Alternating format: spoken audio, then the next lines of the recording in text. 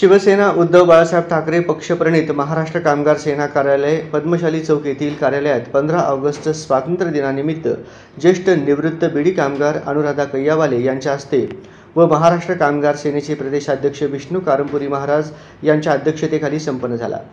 यावेळी कारंपुरी महाराज यांनी आपल्या भारत देशात सर्व जनता जनार्दन सुख शांती व समृद्धी राहतील, तो दिवस खरा स्वातंत्र्य दिन होईल आणि देशात समृद्धी प्राप्त होईल असे म्हणाले व सर्व शहीद स्वातंत्र्यवीरांना भावपूर्ण श्रद्धांजली वाहिली। सदर प्रसंगी मान्यवरांसह विठ्ठल कोराडकर, रेखा आडकी, मेराबाई लच्छूवाले, पप्पू शेख, श्रीनिवास बोगा, गणेश म्हणता, प्रशांत जक्का, गुरुनाथ कोळी, प्रथमेश आडकी, प्रेम आडकी, शिशिर कल्पगार, शिशिर काळपगार यांच्यासह बीडी कामगार भगिनी व कामगार सेनेचे पदाधिकारी उपस्थित होते। जय हिंद, जय भारत, जय महाराष्ट्र।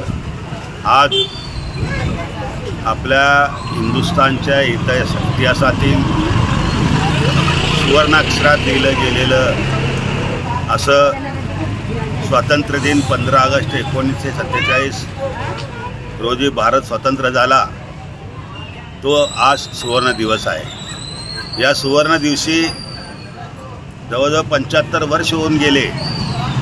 स्वातंत्र्याचं सुख सगळ्यांना मिळालं, स्वातंत्र्याचं फळ सगळ्यांना मिळालं, स्वातंत्र्य जीवन जगा लागलेत। परंतु या लोकशाही राज्यामध्ये, लोकशाही प्रणालीमध्ये गरीब गरीबच राहिला, कामगार कामगारच राहिला, दीन दुबळाच राहिला। या सर्वांची ज्या वेळेला उन्नती होते त्यावेळेला आपण भारत स्वातंत्र्य दिन, खरं स्वातंत्र्य दिन साजरा करण्याचा आनंद सगळ्यांना होईल। म्हणून या ठिकाणी स्वातंत्र्य दिन या भारत मातेला मी एवढंच वंदन करतो की आपला हा हिंदुस्थान, आपला भारत देशातील सर्व नागरिक सुख समाधानी शांतीनं राहण्यासाठी भारत माते आम्हाला आशीर्वाद दे।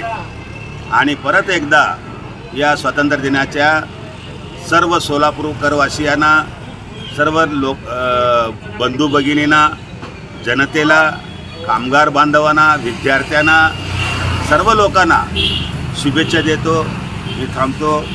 आज महाराष्ट्र कामगार सेनेच्या वतीने ज्याप्रमाणे स्वातंत्र्य दिन साजरा केला, त्या स्वातंत्र्य दिनानिमित्त सर्वांना परत एकदा शुभेच्छा।